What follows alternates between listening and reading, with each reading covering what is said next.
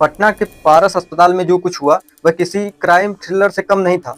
वह स्थान जहां पर मरीजों की जान बचाई जाने की कसम खाई जाती है, वहां पर 5 बदमाश फिल्मी स्टाइल में बिना डरे न चेहरा छिपाया, न बंदूक छिपाई, न आते वक्त न जाते वक्त कोई रोका, सीधे अस्पताल के कमरा नंबर 209 में घुसते हैं और 25 सेकंड में गोलियों की तड़तड़ाहट से अस्पताल को हिलाकर रख देते हैं।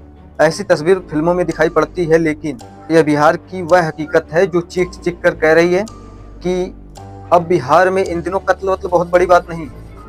बिहार में बीते 15 दिनों में 50 से अधिक कत्ल हुए हैं, यानी एक दिन में 3 आदमी बिहार में मर जाता है।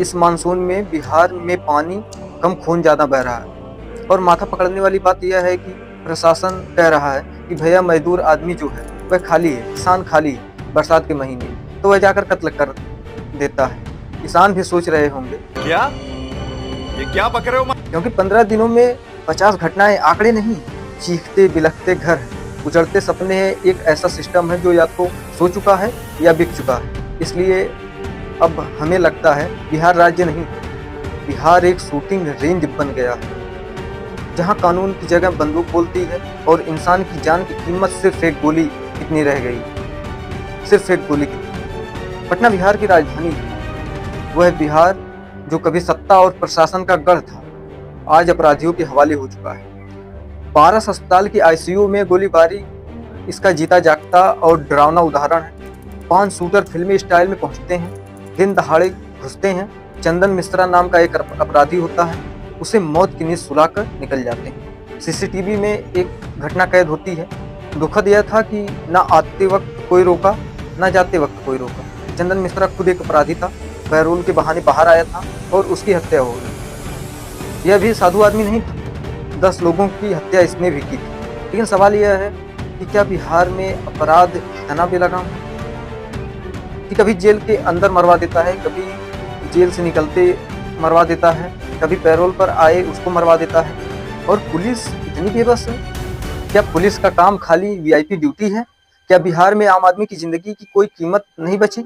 पटना के एसीपी कार्तिकेय शर्मा कहते हैं कि चंदन जो था दुर्दांत अपराधी था, गैंगवार में मारा गया। यानी पुलिस भी ऐसा लगता है कि मान चुकी है कि बिहार में संगठित अपराध और इसमें लोग मर रहे हैं।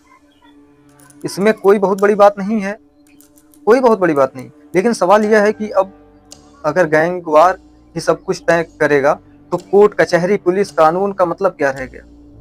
और एसीपी साहब, आप कानून के रखवाले हैं, लेकिन आपके बयान से ऐसा लगता है कि आपके लोगों ने, आपकी पुलिस ने बिहार में अपराधियों के सामने हथियार डाल दिया।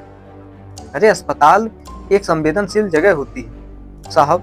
गोलीबारी और पुलिस की चुप्पी जो है वह दर्शा रही है कि बिहार में सिस्टम दम तोड़ रहा है। खैर ये तो कहानी है। उसके आगे ऐसा बयान आता है, हमने आया एडीजी साहब की तरफ से, जिसको सुनकर आप माथा पकड़ लेंगे। बिहार में ADG land covered Kundan Krishnan, उन्होंने हद पार कर दी।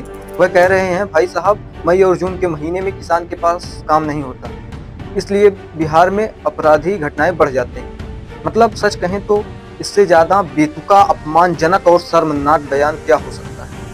किसान जो बाढ़, सूखा, कर्ज, आत्महत्या से जूझ कर देश का पेट पालता है, उसे एडीजी साहब जो है वह सीधे सीधे हत्यारा कह रहे हैं। और अपराध का कारण ढूंढना है तो सिस्टम की नाकामी ढूंढो। अपनी बेचारगी देखो, अपनी बेबसी देखो, बेरोजगारी देखो, करप्शन देखो, संगठित माफिया देखो।